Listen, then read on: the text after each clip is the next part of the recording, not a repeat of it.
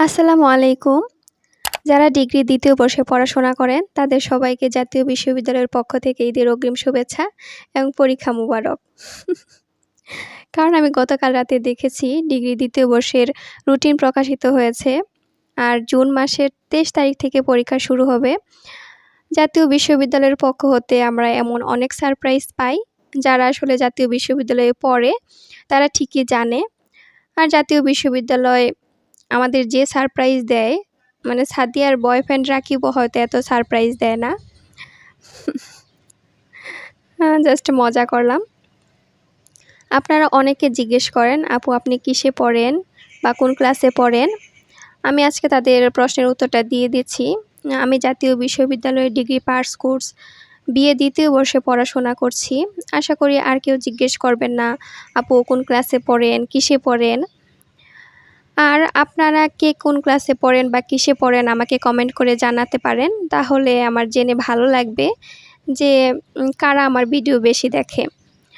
ওকে, এখন আসি পরীক্ষার টপিকে। পরীক্ষার রুটিন যেহেতু দিয়ে দিয়েছে, তাই এখন দ্রুত সিলেবাস শেষ করতে হবে। আর দ্রুত সিলেবাস শেষ করবেন কিভাবে, এটা নিয়েই মূলত আজকের ভিডিও। আর আমি যেভাবে দ্রুত সিলেবাস শেষ করি, সেই টেকনিকটাই আজকে আপনাদের সাথে শেয়ার করব। তো দ্রুত সিলেবাস শেষ করার জন্য ৩টি স্টেপ ফলো করি আমি সবসময়। আর এই ৩টি স্টেপ হলো FSR মেথড। আর স্টেপ নাম্বার 1 হলো ফিল্টার। আপনি দেখবেন যে আপনার পুরো সিলেবাস যত বড়ই হোক না কেন, মাত্র 20% থেকে প্রশ্ন আসে। তাই আপনি যদি সিলেবাস শেষ করতে চান তাড়াতাড়ি, তাহলে এই 20%-এর উপর বেশি জোর দিতে হবে। এখন প্রশ্ন হলো, আপনি কিভাবে বুঝবেন সেই 20% ইম্পর্টেন্ট অংশের মধ্যে কোন কোন প্রশ্নগুলো পড়ে? তার জন্য আপনাকে সাহায্য নিতে হবে বিগত সালের প্রশ্নপত্রের। মোটামুটি 5 থেকে 10 বছরের প্রশ্ন দেখলেই বোঝা যাবে কোন কোন প্রশ্নগুলা বেশি ইম্পর্ট্যান্ট আর কোন কোন প্রশ্নগুলা বারবার এসেছে। যে প্রশ্নটা বারবার এসেছে সেই প্রশ্নটাই বেশি ইম্পর্ট্যান্ট, আর সেই প্রশ্নটাই আসার সম্ভাবনা বেশি। আর আমি পার্সোনালি একটা খাতা বানিয়ে নিয়েছি, সেখানে আমি বিগত সালের যত প্রশ্ন আছে সেগুলো লিখে নিয়েছি। আর এটা আমি করেছি প্রতিটা সাবজেক্টের জন্য, যাতে আমার পরবর্তীতে যখন আমি পড়ব তখন যাতে আমার সামনে সবগুলো প্রশ্ন একসাথে পাই। আর আমি যেন বুঝতে পারি কোনটা বেশি ইম্পর্ট্যান্ট। কারণ হচ্ছে বিগত সালের প্রশ্ন অ্যানালাইসিস করে দেখা যায় একই প্রশ্ন বারবার এসেছে। মানে একই সালের প্রশ্ন দেখা যায় অন্য সালেও এসেছে। সেখানে স্টার মার্ক দিয়ে নিলে বোঝা যায় যে এই প্রশ্নটাই বেশি ইম্পর্ট্যান্ট।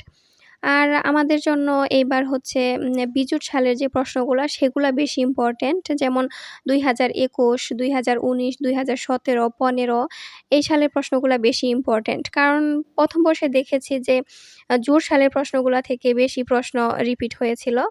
তো এবার যেহেতু আমরা 2023 সালের মানে পরীক্ষা দিব, তো আমাদের জন্য বিজুট সালের প্রশ্নগুলাই বেশি ইম্পর্ট্যান্ট। তাই আমি বলব যে ফার্স্ট স্টেপে আপনি আপনার দ্রুত সিলেবাস শেষ করার জন্য আপনার বিগত সালের প্রশ্নগুলাকে ফিল্টারিং করে নিবেন। আর স্টেপ নাম্বার 2 হচ্ছে শিডিউল। ফিল্টারিং শেষ হওয়ার পর আপনি যখন দেখবেন যে একটা বিষয়ের আপনার মোট প্রশ্ন 50টা বা 30টা, 40টা এরকম হচ্ছে জড়ো হয়েছে, আর আপনার হাতে সময় আছে মাত্র কিছুদিন। যেমন আজকে থেকে যদি ধরি, আমাদের সময় আছে আর 45 দিন।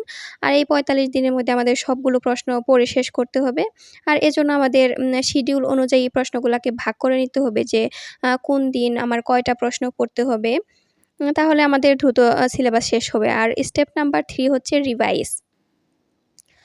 আমরা যেহেতু প্রশ্ন ফিল্টারিং করে নিলাম, তারপরে শিডিউল অনুযায়ী পড়াশোনাও করলাম, তারপরে আমাদের কি করতে হবে? রিভাইজ করতে হবে। ঠিক আছে? কারণ হচ্ছে আমরা যদি রিভাইজ না করি, একটা জিনিস আমাদের পড়ার পরে কিন্তু বেশিক্ষণ ওটা মনে থাকে না। কিন্তু আমরা যদি বারবার ওটা রিভিশন করি বা রিভাইজ করি, তাহলে কিন্তু আমাদের বেশি মনে থাকে। স্টেপগুলোর কথা একসাথে যদি বলি, তাহলে হচ্ছে ফিল্টার, শিডিউল আর রিভাইজ। আপনি হচ্ছে যখন ফিল্টারিং করে নিবেন, তখন আপনার অনেকটাই প্রেশার কমে যাবে, কারণ আপনার সিলেবাসটা এখন ছোট হয়ে গিয়েছে। তারপর স্টেপ 3 তে আপনি হচ্ছে রিভাইজ করবেন। আপনি হচ্ছে প্রত্যেকদিন আলাদা করে সময় রাখবেন। নতুন যে পড়াগুলা পড়বেন, যে টপিকগুলা পড়বেন, সেগুলো আলাদা ওই সময়ের মধ্যে আপনি রিভিশন করবেন। তাহলে দেখা যায় যে আপনার মনে থাকবে বেশি আর দ্রুত আপনার সিলেবাস শেষ হবে।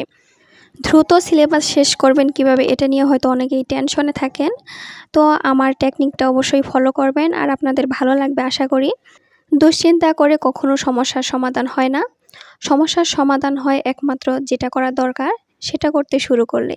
Stay positive, stay happy.